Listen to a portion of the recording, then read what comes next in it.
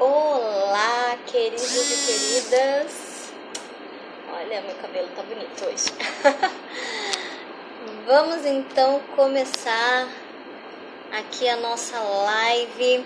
Se você está me vendo, me ouvindo bem, me avise pelos comentários. E já vai chamando aquela pessoa, aquela mãe, aquele pai que precisa estar aqui para ouvir sobre esse conteúdo que eu venho trazer com muito carinho para vocês. É um conteúdo que eu tenho estudado bastante, né, de acordo com as demandas da minha realidade. Então, eu espero que seja frutuoso essa live no dia de hoje.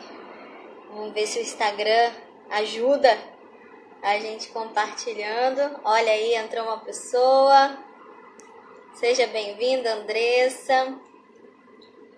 Vamos chegando para nós começarmos aqui a nossa live.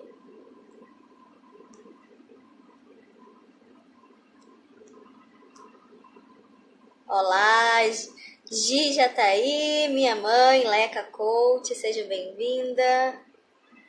Se vocês já tiverem perguntas, coloquem aqui no box de perguntas e também compartilha. Olha aí, a Aline tá aí, seja bem-vinda, Aline. Compartilha também essa live com aquelas pessoas que você sabe que precisa desse conteúdo. Já vai deixando o coraçãozinho. Quanto mais a gente curte aqui, mais a gente notifica o Instagram para avisar outras pessoas, tá bom? E essa é a primeira live do ano aqui no meu perfil, né? Meu perfil Yara Capel. E eu queria contar um pouquinho para vocês, né, de como foi esse balanço aí de 2019. Foi um ano assim cheio de desafios, né? Um ano em que, oi Bárbara, em que eu comecei um empreendimento. Larissa, seja bem-vinda. Então eu comecei a loja Aurora Baby, né, com muito orgulho, onde eu tenho os meus produtos, né, de artigos de bebê e mamãe também, né, fralda ecológica, alguns cosméticos naturais, enfim. E vamos estar trazendo aí coisas novas, com a graça de Deus, durante esse ano de 2020.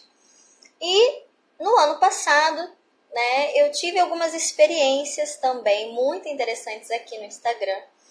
Né, a gente fez live com convidados, partilhei um pouco também da minha rotina, né, com a minha filha, falei um pouco da transição do sono, né, com ela.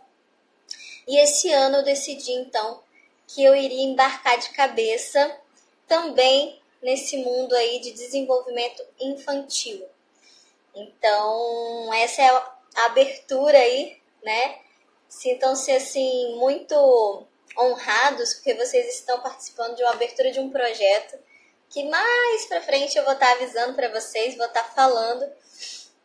E já peço que coloquem nas intenções de vocês, na oração de vocês, esse projeto que vai vir para ajudar realmente as mães nessa primeira infância, né, de desenvolvimento infantil. Então, bora lá. Hoje eu falei para vocês, né, venho falando durante toda essa semana que passou sobre um assunto muito relevante no desenvolvimento infantil, que é a autonomia. Tanto é que virou até trend aí, né, virou assunto do momento no Instagram. 3 perfis aí muito conceituados, né, falaram também sobre esse assunto em situações diferentes. Fico feliz, né, de estar trazendo um assunto que está, então, bem atual aí pra gente que é mãe, pra gente que é família, pra gente que tem filhos, né? Então eu quero trazer aqui para vocês alguns conceitos, né, sobre autonomia de alguns autores muito importantes na história da educação e trazer também de uma forma bem prática como a gente pode aplicar essa autonomia, né? É um assunto bem vasto, mas eu espero poder compartilhar com vocês aqui de forma que fique bem claro e fique uma coisa aplicável, né? Para que vocês não se sintam perdidos. Se tiver alguma pergunta, já coloca aqui E, mais uma vez, quem estiver chegando aí, compartilha com os amigos da rede social, tá bom? Então, vamos lá. Tô aqui com a minha colinha para que eu não possa esquecer nenhum assunto importante. Então, vamos lá. A primeira pergunta que a gente se faz, né, como mãe, como pai, é: quando que essa autonomia começa a ser desenvolvida, né? Yara, quando que eu posso começar essa autonomia?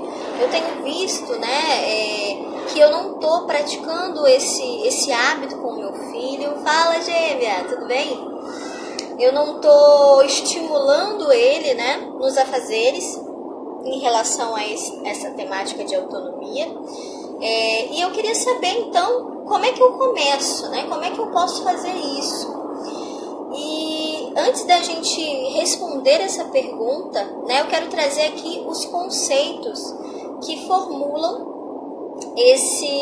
que permeiam, né, esse tema, que é o conceito de anomia, heteronomia e autonomia. Então, o que acontece, né? Um escritor, um estudioso, né, o Piaget, junto com outros escritores também, desenvolveram, né, o conceito desses 3 pilares, né, dessas 3 fases que até chegar à autonomia. Então, tem barulho de ventilador. Pera aí. Abaixa um pouquinho o ventilador, por favor.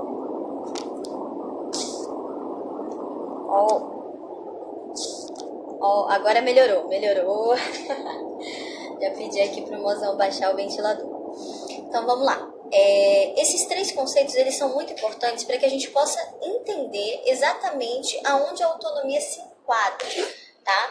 Porque é muito fácil, né, a gente chegar aqui, lançar todo esse conteúdo, esse assunto, e não entender como que isso se forma, né, na educação da criança, né, na nossa educação como pai também, como mãe, tá? Então, o conceito de anomia, o que é?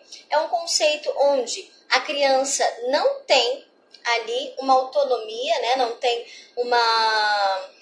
uma evidência de regras, né? Ela não sabe diferenciar isso. Para ela, isso ainda é algo muito abstrato, essas regras, esse comando, né, que nós fazemos para elas em relação às atividades, né, do dia a dia. E esse conceito de anomia, normalmente a gente leva entre 0 a 2 anos. Né? Que é ali a fase onde a criança ela não consegue absorver por inteiro a regra que a gente coloca. Então a gente tem que repetir 50 milhões de vezes para que a criança possa ir lá e fazer, ou até mesmo a gente tem que conduzir aquela criança, né? Ser a vontade auxiliar da criança. E passado dessa idade, né, de 0 a 2 anos, entre essas idades, a partir de 2 anos a criança começa, né, com o uso da razão, né, que ela vai se colocando no mundo, ela vai começando a entrar naquela fase até que a gente chama de terrível two, né, que é uma fase onde as emoções estão explodindo dentro dela, estão realmente assim a todo vapor trabalhando ali na construção emocional daquela criança, e a criança começa a se perceber. Então ela começa a perceber que ela é um indivíduo. Ela começa a perceber que ela não é parte da mãe dela, né? Oi, mozão. Ela não é parte integral de uma outra pessoa, porque até os 2 anos a criança, né, sofre aquela angústia da separação porque ela acha que a mãe é uma só pessoa com ela, né? Então, para a criança entender isso, a partir dos 2 anos é que começa. E por isso que é aí que a criança tem a chamada adolescência infantil, porque ela começa a se conhecer, ela começa a se colocar como gente no mundo, né? Por mais que ela ainda não consiga expressar, né, essa moção que está vindo dentro dela, essa mudança interna, mas ela já se coloca como alguém. Tanto é que é a fase onde a gente tem mais trabalho, porque tem a birra, a criança, né, começa a não ouvir os nossos comandos, ou até ouve, mas, né, fica resistente, enfim. Então essa é a fase da heteronomia, que vai dos 2 aos 12 anos. Tá? Então é uma fase onde ela está começando a internalizar e a entender um pouco ainda a questão do comando. Tá? Então nessa fase você dá comandos curtos, comandos diretos, para que a criança possa realmente captar e absorver essa fase de obediência. Tá? Essa angústia pode acontecer com 4 anos? Olha, dependendo da criança, pode se postergar também, sim, né? Porque a criança é uma caixinha de surpresas, né? E aí vai depender de fatores externos e fatores internos também, né? De como a gente consegue trabalhar isso com ela. Tem criança que é mais introspectiva, tem criança que é mais extrovertida. Então, tudo isso tem que ser levado em consideração, tá bom? E depois dessa fase de heteronomia, né, que é ali até os 12 anos, nesse conceito de Piaget, ele coloca que a autonomia ela vem a partir dos 12 anos, né? Porque a criança começa a se reconhecer como pessoa, ela começa a se reconhecer como um indivíduo capaz de pensar, capaz de ter uma formação de opinião. Tanto é que é o início aí da adolescência, onde começam os questionamentos, onde começa realmente aí ao filho perguntar sempre o porquê, por que ele tem que obedecer, por que essa regra só é para mim, e aquela coisa toda que a gente tem que driblar aí, né, diante da nossa vida materna. Porém, eu quero trazer, né, um outro lado desse conceito de autonomia, que é a autonomia como parte intrínseca do nosso ser, tá? No caso aqui, quando eu estou falando de autonomia, esses 3 conceitos, eles se baseiam numa autonomia mais moral, numa autonomia mais intelectual, vamos dizer assim, né? E eu quero abordar com vocês aqui, né, uma autonomia mais prática, mais da vida cotidiana mesmo, né? Da vida social daquela criança, né? Da vida onde ela se relaciona com as pessoas e não propriamente dito essa parte intelectual. Porém, eu trouxe para vocês esses 3 conceitos, né? Formados pela filosofia de Piaget, para que vocês pudessem também ter um parâmetro aí da parte moral, que eu acho que é muito interessante a gente saber essa diferenciação, né? Independente se a gente segue essa linha ou não. Tá? Então, a autonomia, eu quero falar para vocês agora da autonomia como parte intrínseca do nosso ser. Então, o que acontece? A autonomia prática, né, aquela autonomia onde a criança consegue realizar atividades, ela vem se desenvolvendo desde quando a criança é muito pequena, né? Começa já ali depois do nascimento, porque ela já não tem, né, mais os recursos que ela tinha quando ela estava no útero. Então, ela não tem mais ali a comida a todo dispor para ela, que vinha pelo cordão umbilical. Ela não tem mais o aquecimento, né, que era proporcionado pelo ambiente do útero. Ela não tem mais aquele aconchego, né, porque ela saiu daquele espaço. E aí ela tem que brigar, né, vamos dizer assim, nesse mundo externo para conseguir tudo isso que ela tinha, em que ela recebia sem nenhum esforço. Então já começa aí um sinal de que a autonomia prática, né, aquela autonomia das nossas habilidades, ela vai acompanhar a criança em todo o seu desenvolvimento. Porque ela vai ter que, de alguma forma, se comunicar para conseguir aquilo que ela deseja, né?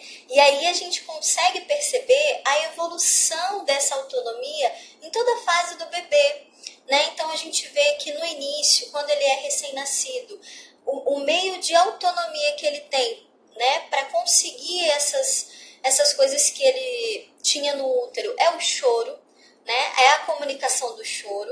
Então você, sem mandar aquela criança fazer nada, ela já chora, né, e pede ali para você dar de mamar e trocar ela, enfim, né, porque essa é a ferramenta que foi disponibilizada para ela.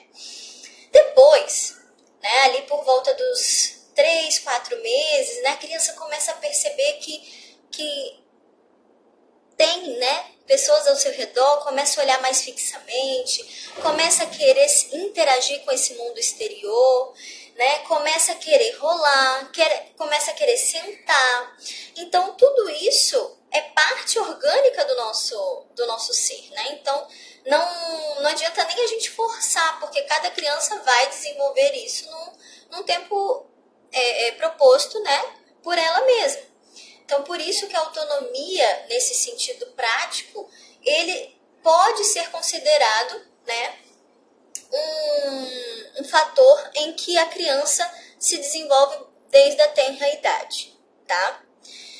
E quem acredita muito nisso também é a educadora, né, e pesquisadora Maria Montessori. Então, ela acredita realmente que a criança nasce com essa habilidade, né, com esse conceito de autonomia a ser desenvolvido dentro dela mesma. E eu, em partes, acredito nisso também, porque eu tenho experimentado isso na minha filha, né? A gente tem uma situação curiosa que aconteceu, né? Quando ela era recém-nascida, bebezinha, eu dava banho no chuveiro, né? Banho de banheira a gente só deu assim nos 2 primeiros banhos, e aí depois a gente foi e começou a dar no chuveiro, viu que dava super certo, que acalmava ela, que era mais prático para nós, né, como pais, enfim. E a gente seguiu com essa vida aí. Quando ela ficou maiorzinha, né, começou a querer explorar, né, o ambiente. Então a gente colocou ela para tomar banho de banheira, mas no sentido lúdico mesmo, de ter os bichinhos, de ter ali os animaizinhos e poder curtir aquele momento, né, e aproveitar para realmente interagir com o ambiente, né? E aí a gente acabava aproveitando disso para fazer o hábito, né, da higiene mesmo. Mas começou aí com 1 ano e 2 meses, ela começou, a gente continuou, né, banho da banheira, só que aí ela começou a ficar de pé. E aí começou a ficar de pé, e aí eu abri às vezes a torneira, né, do chuveiro, e ela assim, super de boa, ficava ali tomando banho, com o chuveiro ligado, e a banheira e tudo mais. Quando deu entre 1 ano e 3 meses e 1 ano e 4 meses, que é o que ela está atualmente, ela começou a rejeitar a banheira. Então ela começou, a gente colocava ela na banheira, ela começou a chorar, né? E aí ela chorava, eu não entendi, eu falei, gente, mas a menina gosta de tomar banho, como é que ela tá chorando na banheira? Eu não entendi agora, fiquei confusa. E até que um dia eu testei e falei, vou testar esse negócio aqui, peraí. Peguei, tirei a banheira, falei, filha, hoje você vai tomar banho igual gente grande. E aí liguei só o chuveiro, né? Tomei cuidado para que ela não caísse. E como ela já andava super bem, tinha uma certa autonomia nesse sentido, eu coloquei o chuveiro aberto e deixei ela ali no box, né? Sempre observando. Meu Senhor da Glória, foi assim a festa em pessoa. A menina rodava para um lado, rodava para o outro, né? Passando entre a água do chuveiro e assim se sentiu, né? A adulta. E aí no outro dia eu fui testar se essa teoria realmente era válida. Aí coloquei a banheira de novo. Ela chorou. Então, o que aconteceu? Eu, a partir, né, do meu olhar com ela, a partir de todo o processo de desenvolvimento que eu já vim observando nela, eu pude perceber que a autonomia no banho era algo que tinha sido desenvolvido nela. E que não tinha sido, vamos dizer assim, um estímulo propriamente dito externo meu, né? Porque como eu falei para vocês, eu colocava ela na banheira. Ela poderia muito bem ficar ali e pronto. Mas não, ela foi percebendo, né? Até porque criança observa tudo. banho de chuveiro era mais legal. Então, ela criou essa capacidade e eu vi que ela estava pronta para receber essa autonomia do banho, né? Então, isso é muito importante da gente saber, né? Uma coisa que você pode esquecer de tudo aqui da live, mas uma coisa que você precisa gravar no seu coração agora é que a autonomia, ela se desenvolve a partir do nosso olhar observador para a criança, para o nosso filho. Quando a gente volta o nosso olhar para o nosso filho, né, olhando as suas características próprias, olhando aquilo que ele já tem mostrado, né, como habilidade, nós conseguimos dar voz a esse conceito na vida dessa criança. E isso vai ajudar muito, né, na nossa realidade. Vai ajudar muito a nossa realidade. Por quê? Porque a gente vai começar a respeitar a criança como indivíduo, né? Não é tratá-la como adulto, tá? Aqui precisa estar muito claro isso. A criança, ela é um ser que ela necessita da nossa vontade auxiliar, né? Que é aquela vontade onde eu sei o que é bom, o que é mal. A criança, ela ainda não consegue discernir isso. E para isso precisa do meu comando, precisa da minha regra, precisa se desenvolver nela esse hábito que já está intrínseco.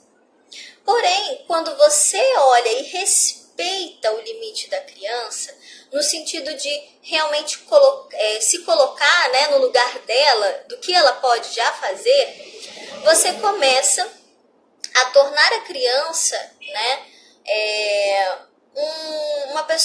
uma pessoa que vive a realidade, que está aqui presente, que realmente não está à margem da sua rotina, mas está dentro, entende? Então, essa assim, o fio da meada que eu quero trazer para vocês em relação a esse assunto, né? Quando a gente volta o nosso olhar, quando a gente vê as características da nossa criança e se coloca no lugar dela como um indivíduo que ainda não tem total capacidade, mas que está se desenvolvendo, nós conseguimos dar a ela essa liberdade de vivenciar a autonomia como tal. Isso, o olhar para o seu filho é fundamental para a sua evolução, com certeza, muito mesmo. Então aí a gente começa a integrar essa autonomia na nossa realidade e começa a tornar isso mais benéfico do que, vamos dizer assim, desastroso, né? Muitas mães se queixam, né, de não deixar se desenvolver essa autonomia porque a criança vai sujar tudo, porque a criança não dobra a roupa direito. Eu até queria, né, que ela me ajudasse na hora de estender a roupa, de guardar a roupa, ou de arrumar a sua cama, mas aí ela não vai fazer direito, né, vai ficar tudo bagunçado. E aí eu vou ter dois trabalhos, porque eu vou ter que educar ela, vou ter que, né, falar para ela fazer e vou ter que fazer de novo. Pois é, querido, a maternidade é um trabalho duplo. Mas é um trabalho que tem os seus frutos. Então, por mais que você ache que você está perdendo tempo, você está, na verdade, ganhando. Ganhando para a sua própria rotina, né? Então, no caso aqui, por exemplo, do banho da minha filha. Ela tem 1 ano e 4 meses e eu estou gestante de 7 meses.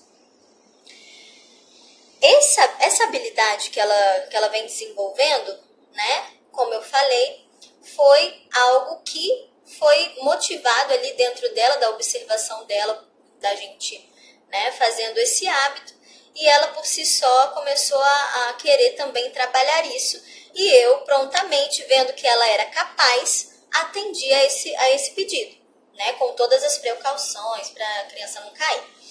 Então você imagina que bênção que vai ser quando esse bebê aqui nascer, de 7 meses, que está aqui, Francisco, e eu tiver que equilibrar minha rotina com os dois, né? Olha que bênção, eu já vou poder, de certa forma, ter a ajuda da minha filha na minha rotina. Por quê? Porque ela já sabe realizar essa tarefa de forma com que eu não precise ficar a todo tempo sendo ali um indivíduo presente para que ela acontecer, entende? Então, no momento que ela estiver tomando banho, eu posso estar com o neném no colo, né? E somente dando os comandos, orientando ela, né? E depois, no final, de repente, dando ali um check-up geral. Então, olha como isso vai me ajudar na rotina. Você que está aí me ouvindo, né? De repente, você tem um filho que vê você varrendo a casa e pega a vassoura também para varrer. Olha que interessante. A criança nessa fase, né, principalmente dos 2 anos até os 4, 5 anos, ela trabalha, né, o exemplo através da imitação. Então essa é a melhor fase para que nós desenvolvamos a autonomia na vida dessas crianças. Para que elas cheguem lá nos 12, 14 anos como seres que realmente são capazes de realizar as tarefas diárias da vida, né? E isso vai torná-la com um senso de responsabilidade. Isso vai dar um senso de responsabilidade que não vai precisar de palavras para que ela possa exercer esse senso de responsabilidade, entende? Então, claro, é um trabalho, vai te exigir esforço. Oi, Cacita! Vai sim te exigir um esforço, vai sim exigir de você, né, um tempo para poder ensinar, para poder aperfeiçoar isso nela. Mas vai ser um fruto, né, muito recompensador. Porque vai ser como aquela semente que você plantou, que demora um pouco, mas que você insiste ali regando, fazendo os cuidados todos. E quando você vê, virou uma árvore frutuosa. Então, saiba que você, tornando esse hábito da autonomia algo inserido na sua realidade, só tem a ganhar, tá?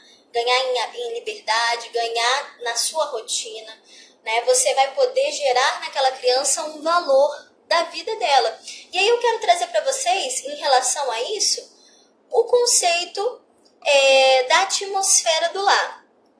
Tá? Então, esse conceito da atmosfera do lar, ele é, né, um conceito assim, planejado, estudado e pesquisado pela educadora maravilhosa Charlotte Mason. Então, essa educadora, ela desenvolveu, né, um método de estudos, mas também que abrange outras áreas da nossa vida, onde a criança, ela dizia, né, que era preciso deixar a criança vivenciar o seu lar tal como ele é. Eu tô pegando a colinha aqui para que eu possa falar com propriedade o que ela disse. Então, ela falou pra gente, no estudo dela sobre a atmosfera do lar, que era preciso deixar a criança vivenciar o seu lar tal como ele é, sem adaptação para o seu mundo infantil. E por que ela disse isso? Porque a partir dessa atmosfera, onde a criança começa a perceber em que a casa tem um ritmo, em que a casa em que ela vive, o lar que ela vive, tem toda uma dinâmica, que os pais dela, né, têm funções, têm objetivos, a criança começa a se colocar, né, também a beneficiar-se dessa atmosfera e começa a colocar, né, o seu ser como um ser a serviço do outro. Então eu gosto muito desse conceito da Charlotte Mason e eu quis trazer ele porque para mim ele casa muito bem com a autonomia, né? Quando a criança começa a tornar autônoma em algumas habilidades, né, do seu dia a dia, ela começa a realmente ver a importância do que ela é naquele ambiente, né? Agora eu vou dar um exemplo e eu quero saber de vocês aí nos comentários se não é assim. Quando você chama uma criança, né, seja ela a idade que for, para fazer um bolo, né, e aí você constrói todo aquele ambiente, né, fala, filho, olha, coloca o ovo, coloca a farinha, vamos mexer, vamos colocar na forma e bota o bolo lá. O bolo vai pro forno e aí quando o bolo está pronto, né, a criança vê aquele bolo e fica entusiasmada, fica maravilhada. Por quê? Porque ela viu que aquela ação que ela estava fazendo teve um resultado, teve uma experiência concreta, né? Onde ela viu todo um processo e esse processo gerou o bolo. Então ela com aquele simples exercício ali da vida cotidiana, ela se viu, né, como parte integrante daquela ação.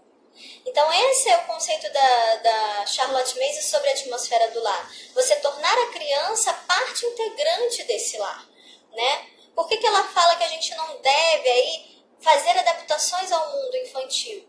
Porque a criança, ela precisa perceber que existe uma evolução, que existe realmente etapas que ela precisa vencer, né? Então, esse não adaptar é no sentido da criança não ser enganada no seu ambiente, dela ver que as coisas vão acontecendo e que ela não é o centro, mas que ela pode ser parte integrante daquilo. Então, isso é muito bonito e, assim, eu gosto muito da filosofia da Charlotte Mason, porque ela realmente coloca, né, coisas simples como algo que vai ajudar as nossas crianças a se perceber no mundo. Então, a autonomia, ela também tem esse papel de percepção do mundo, de perceber que é um indivíduo, de perceber que estar a serviço de, né? Então, isso é muito importante. Você vê, a criança, quando ela é cultivada, né, nesse hábito da autonomia, de certas situações, como comer sozinha, tomar banho sozinha, né, ajudar aí arrumando a sua roupa de cama, ela se sente mais segura, né? Então a autonomia, ela traz segurança para a criança. Ela traz também, como eu falei, o senso de responsabilidade, que está assim, ligadíssimo com a obediência, né? Então, no livro Carinho e Firmeza com os Filhos, por que eu estou citando todos esses autores, aí, todas essas obras? Para realmente contextualizar e vocês terem também base, né, de pesquisa para poder, de repente, ir mais a fundo nesse assunto, porque a gente sabe que 1 hora só de live não é o suficiente, né?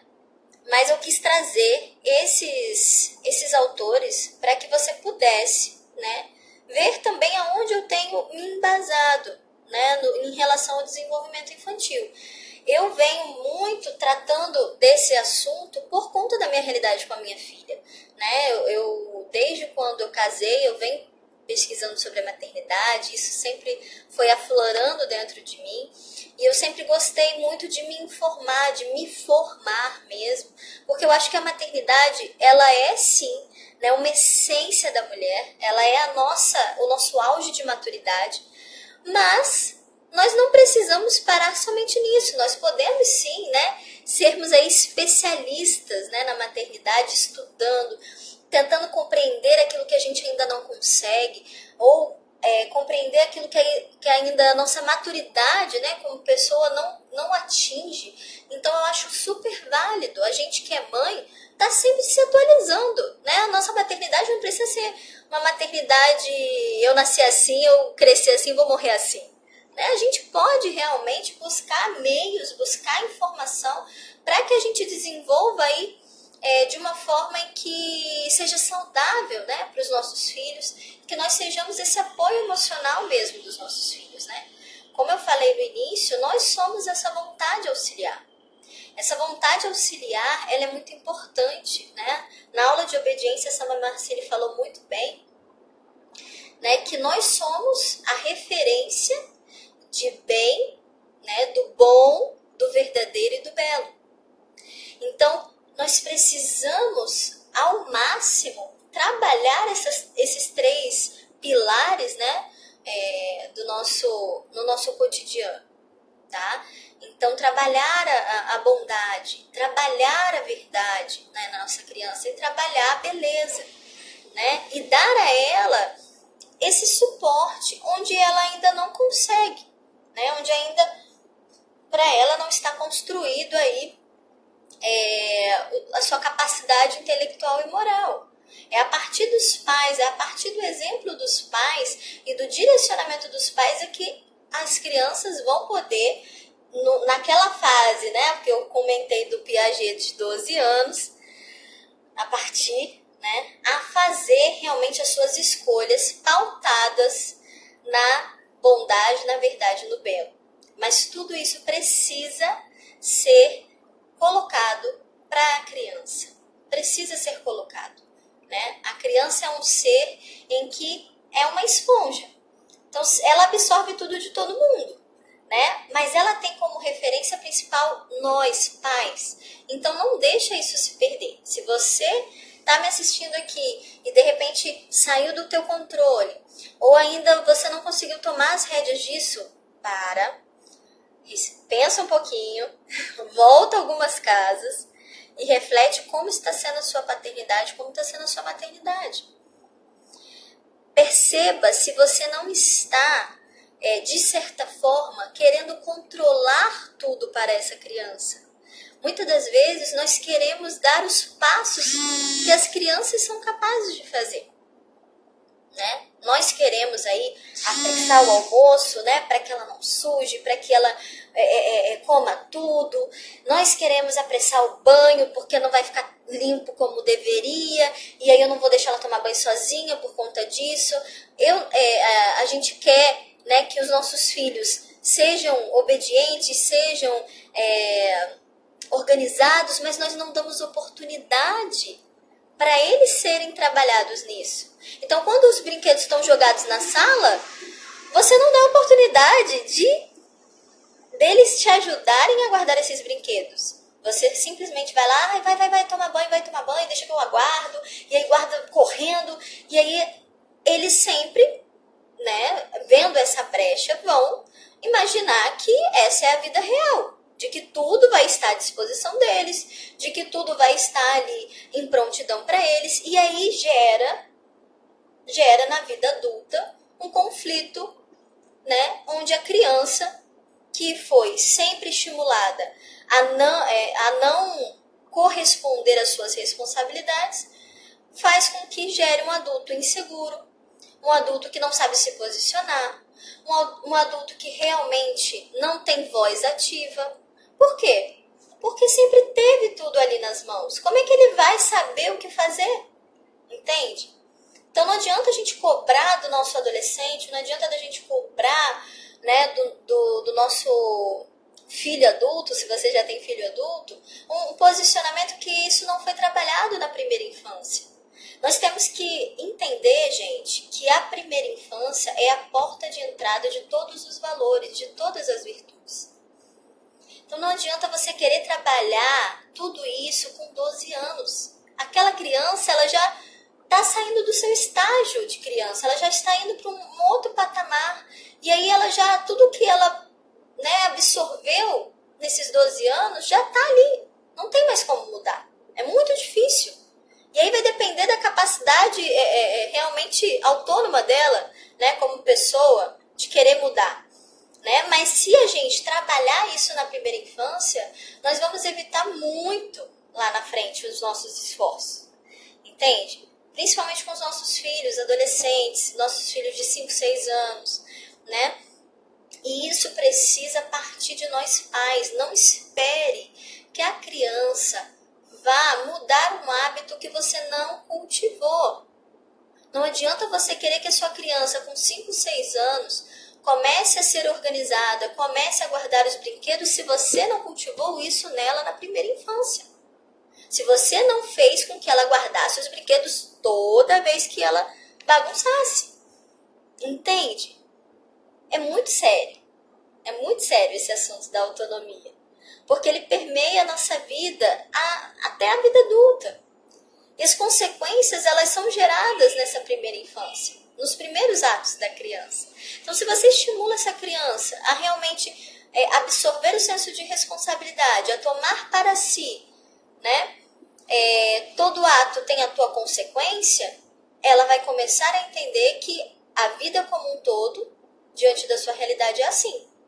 E aí, é o que eu estava falando e acabei cortando, essa questão da autonomia, senso de responsabilidade e obediência estão interligadas, né? Que aí eu cito o livro Carinho e Firmeza com os Filhos, que é um livro, assim, excepcional, né? Fala sobre educação com personalidade. Então, ele fala da autoridade dos pais de uma forma muito simples e, ao mesmo tempo, muito eficaz.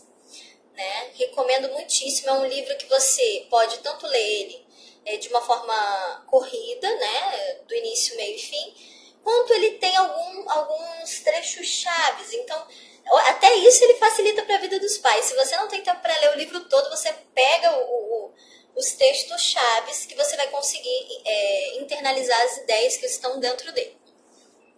E aí, dentro desse livro, né, ele fala que todo ato, né, da criança tem uma consequência. Então, ele fala para que nós trabalhemos isso, né, essa questão da obediência e do senso de responsabilidade, dando à criança o poder de escolha. Então, o que ele fala, né? Você estabeleceu para aquela criança, né, as consequências dos atos dela, caso ela não venha cumprir as regras determinadas do lar. Então, por exemplo, ela chegou tarde da casa do amiguinho, né? Ela sabe que esse ato de chegar tarde não era uma regra, foi uma disfunção da regra, uma desobediência. Então, ela sabe que essa atitude que ela teve vai ter como consequência um castigo, né? Vai ter uma punição, né? Que aí, no caso, o pai vai poder discernir qual seria a melhor, né? Seja não sair de novo, enfim. E aí, numa outra situação, tem, por exemplo, a criança tá com o irmão e tá implicando aí com o irmão. E aí você dá o comando para ela e diz, olha, fulano, para de implicar com seu irmão. Se você continuar com essa atitude, você vai perder a sobremesa, por exemplo, né? Então, você transferiu, você passou para a criança, né, o direito de escolha. Então, você passou para a criança o direito de escolha. Você deu o comando, você deu a regra e você passou o direito de escolha para a criança. Então, ela vai, nesse momento, ela vai ter o poder de decidir se ela vai continuar fazendo o que ela está fazendo ou se ela vai parar para não perder a sobremesa, vamos dizer assim, né? Então, a partir disso, você começa a colocar na criança essa responsabilidade individual que hoje não é trabalhada, tá? Então, você começa a dar a ela, né, esse senso de autorresponsabilidade. Então, vamos dizer que essa criança realmente não parou de implicar com o irmão. E aí o pai falou, então, olha, você escolheu não parar de implicar. Logo, você sabia que a punição ia ser tal, então você vai perder a sobremesa porque você escolheu não parar. Nisso, a criança, não na primeira vez, tá, gente? Quando a gente fala de criança, a gente tem que entender que é repetida e inúmeras vezes que vamos estar falando sobre isso, né? Uma regra, sobre uma consequência, enfim. Então, a criança, ela, de repente, na primeira vez ela não vai entender, mas conforme você for, né, criando isso como hábito, né, de autorresponsabilidade, ela vai começar a ver que ela tem um direito de escolha, seja ele pré-determinado ou não, mas ela tem o direito de escolha. E ela tem uma autorresponsabilidade. E ela tem uma consequência por trás dos atos dela. Então, ela vai poder realmente exercer a sua autonomia ali. E por que agora, né, fazendo essa interligação entre a autonomia e senso de autorresponsabilidade com os conceitos, né, por que agora eu vou fazer essa interligação? Porque na teoria de Piaget, a autonomia, ele diz que vem a partir dos 12 anos, certo? Né? Na parte intelectual, moral, né? Quando nós começamos a trabalhar essa autonomia e essa autorresponsabilidade, desde a mais tenra idade, ela não vai precisar esperar, né, para ter voz, para ter uma interpretação intelectual e moral. Ela vai começar a realmente discernir e a distinguir e a realmente separar aquilo que é bom daquilo que é ruim. Então, ela não vai precisar vamos dizer assim, ser autossuficiente para poder gerar essa autorresponsabilidade, essa autonomia. Então, a autonomia ela só vem quando eu realmente saio da casa dos meus pais, né? Não. Então, com isso, você já está trabalhando nela esse direito de escolha, esse direito de crítica, de pesquisa, né? Porque você está fazendo com que a criança pense nos atos que ela vai realizar. Entende agora? Espero que sim. Olha, já estamos aqui com 45 minutos. Se você tem alguma pergunta, olá, Reginaldo, boa noite. Pode fazer para mim também, tá? Alguma questão do seu dia a dia, aproveitem. E aí agora eu vou passar para a parte prática que eu já falei. Espero que vocês tenham entendido alguma coisa. E vou para a parte prática aí. Como que a gente pode aplicar, então, essa autonomia na prática?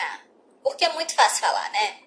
Muito fácil chegar aqui de noite, enquanto as crianças já estão dormindo, todo mundo alimentado, saciado, e despejar esse conteúdo para vocês e falar, então, gente, é isso, vou embora, tchau, boa noite.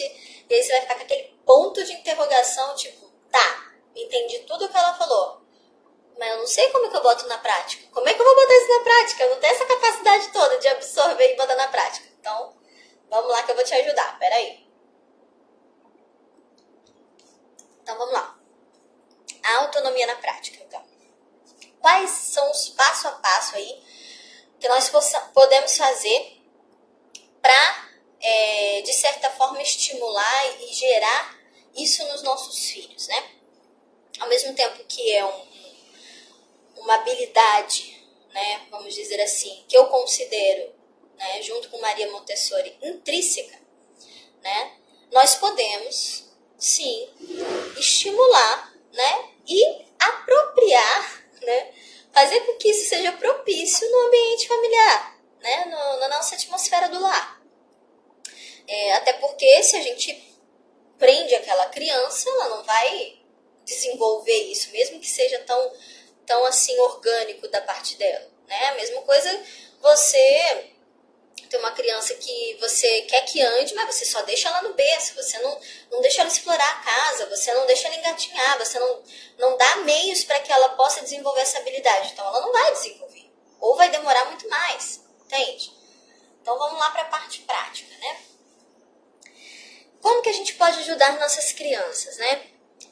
Dando a elas a oportunidade de fazer aquilo que já são aptas. Então, a primeira dica é: não faça pelo seu filho aquilo que ele já pode fazer por si só.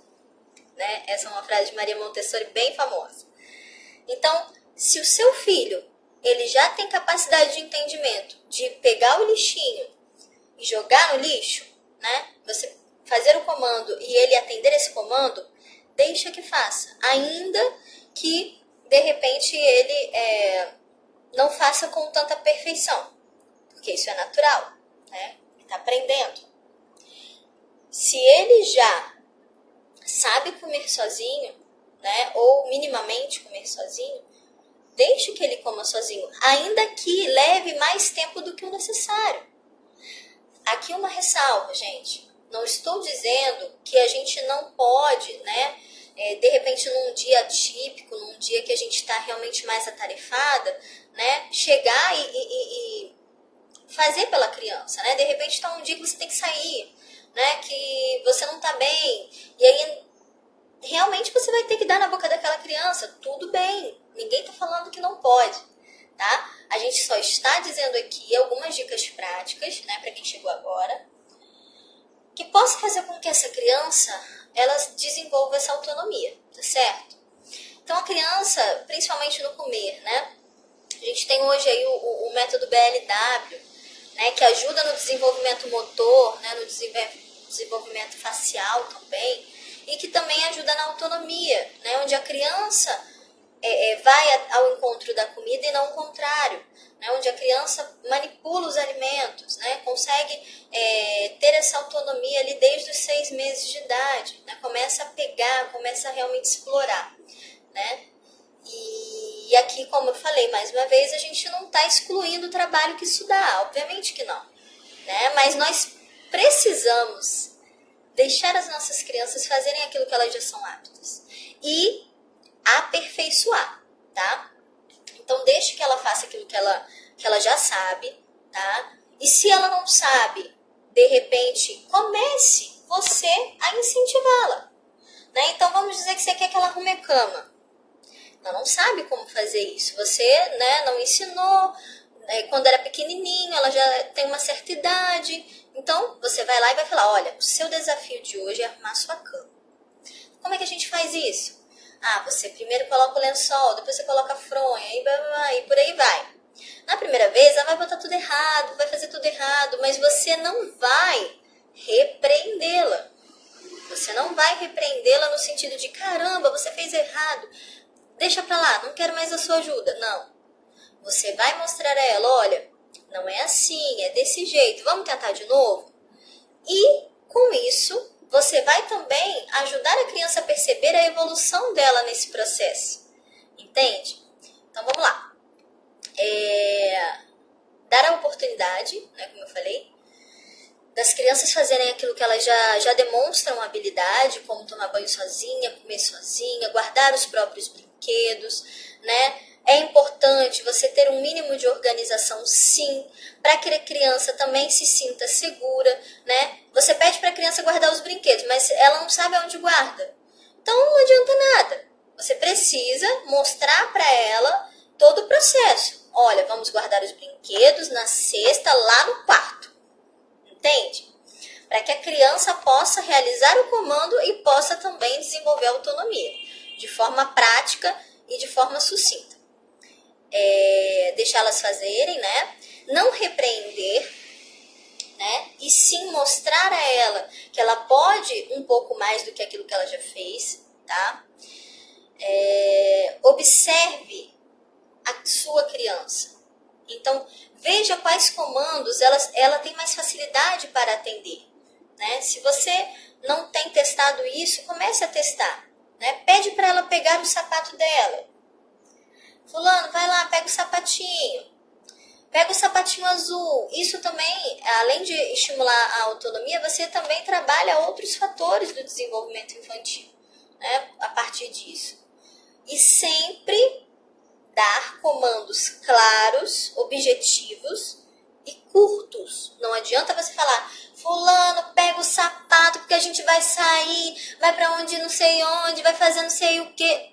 Pronto, a criança já não entendeu mais nada. O que é pra fazer? É pra sair? É pra pegar o sapato? É pra fazer o quê? Né? Então, seja claro, objetivo e curto. Né?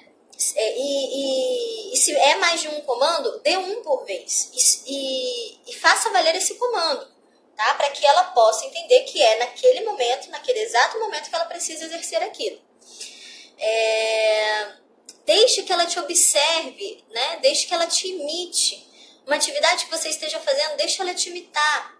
Deixa ela tentar da maneira dela. Né? Por exemplo, você está varrendo a casa, como eu falei. E aí a criança vê que tem outra vassoura, vai lá, pega a vassoura toda entusiasmada e vai varrer também. Ou melhor, vai desvarrer, né? Vai tirar, vai botar a sujeira espalhada. Deixe que ela faça.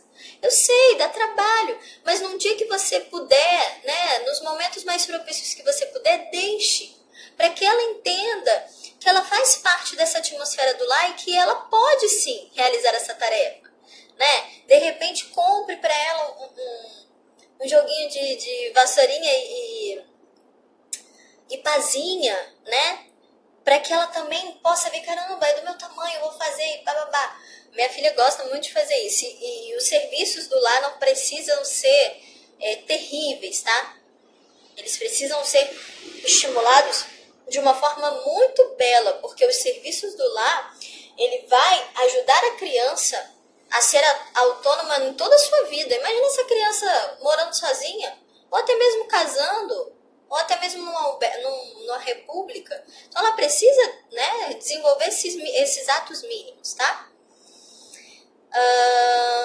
Isso, ó. Por mais que seja cansativo, deixa que faça, ainda que de forma imperfeita. Então realmente trabalhe isso na sua criança, né? Outra dica também, seja à vontade de auxiliar a ela para que possa mostrar o progresso da sua autonomia, foi o que eu falei. Não repreenda, e sim a incentive de uma forma em que ela veja que aquilo que ela fez não é certo ainda, mas que ela pode melhorar, né? Se, de repente, essas dicas não estejam funcionando, proponha a ela um desafio, né? Coloque como um desafio, coloque como uma meta a ser cumprida, como um jogo, né? Se a sua criança já tem um pouco mais de idade, pode haver resistência, né, por parte dela para realizar essas tarefas diárias. Então, coloque como meta, como objetivo a ser alcançado, tá? Tenha uma rotina estabelecida. Isso é muito interessante e muito importante, gente. A criança, ela precisa da rotina para se sentir segura. Então, ela precisa saber que horas ela acorda, ela precisa saber que horas ela almoça, ela precisa saber que horas ela vai tirar soneca, ela precisa saber que horas ela vai dormir. Ela precisa. E até para que se desenvolva a autonomia, ela precisa saber. Em relação ao horário, pode ser que varie, né? Porque tem dias que são atípicos, mas ela precisa saber dessa ordem. Então, o que vem primeiro? O que vem depois? A minha filha, ela já sabe que depois do almoço tem o banho. Então, ela já, quando eu tiro a bandejinha do... Ai, meu Deus, vai acabar. Quando eu tiro a bandejinha da cadeirinha, ela já sai correndo pro banheiro, já pega, já abre a porta e já entra lá dentro. E fica esperando eu tirar a roupinha dela e ligar o chuveiro. Entende? Então, isso é muito importante, porque a criança se sente segura e também desenvolve a autonomia com mais facilidade, tá? E o mais importante de todos os conselhos, insira a sua criança na sua realidade. A criança, ela não precisa estar brincando a todo tempo. Ela pode, sim, ser inserida na sua realidade. Seja, né, ajudando ali você na cozinha na hora do almoço, para pegar uma batata que seja. Filho, pega a batata para mamãe, que está no cesto de legumes. Filho, pega a panela que está aqui embaixo. E assim a criança vai vendo a sua importância, vai vendo que ela tem, né, uma função e um designo no mundo, na atmosfera familiar dela, e vai desenvolvendo essa autonomia com mais eficácia, tá? Deixe visível um cartaz com essas metas para que ela se sinta segura e não seja pegue de imprevisto. E eu quero terminar aqui, porque já está acabando a nossa live, com uma frase de um autor muito, muito, muito interessante, que eu achei assim, sensacional essa colocação dele. Eu esqueci agora o nome do livro, gente, acho que é O que os Filhos Esperam dos Pais, de Hugo. Eu vou postar a capa dele, tá? No meu stories. Ele termina assim, né? Falando sobre autonomia e liberdade. Ele coloca assim: o poder paternal não é um direito de propriedade sobre os filhos. Peraí, deixa eu ler de novo que a entonação tá errada. O poder paternal não é um direito de propriedade sobre os filhos até a maioridade civil. É uma responsabilidade, agora presta atenção nessa frase, é uma responsabilidade que diminui à medida que aumenta a responsabilidade dos filhos. É uma rampa de lançamento para a sua plena autonomia. Então, fica para vocês essa frase. Eu vou colocar lá nos stories para que vocês tirem print e colhem no seu guarda-roupa, porque nós somos somente, gente, uma rampa de lançamento. Nós somos aquela rampa que vai incentivar o voo do nosso filho. O filho, ele não é propriedade nossa. Ele é um dom de Deus que vai voltar para Deus. Então, nós precisamos cultivar esse dom, esse talento que Deus nos concedeu, para que realmente seja alcançado o seu objetivo de autonomia e de vida adulta, tá? Então, eu espero realmente que vocês tenham gostado dessa live. Eu fiz com muito carinho. E nós estaremos trazendo aí para vocês esse projeto, né, de desenvolvimento infantil, em que eu vou estar abordando esses assuntos mais assim, pertinentes, né, a essa primeira infância. E teremos novidades aí a partir de fevereiro. que nós estamos aí trabalhando para trazer para vocês muito conteúdo, muita prática, e eu espero realmente ter ajudado vocês. E quem puder, compartilhe essa live, vai ficar salva aqui por 24 horas. Fiquem com Deus, até mais. Ai meu Deus, como é que acaba? Eu quero encerrar. Vai acabar sozinha. Não tem como encerrar. Beijo, gente.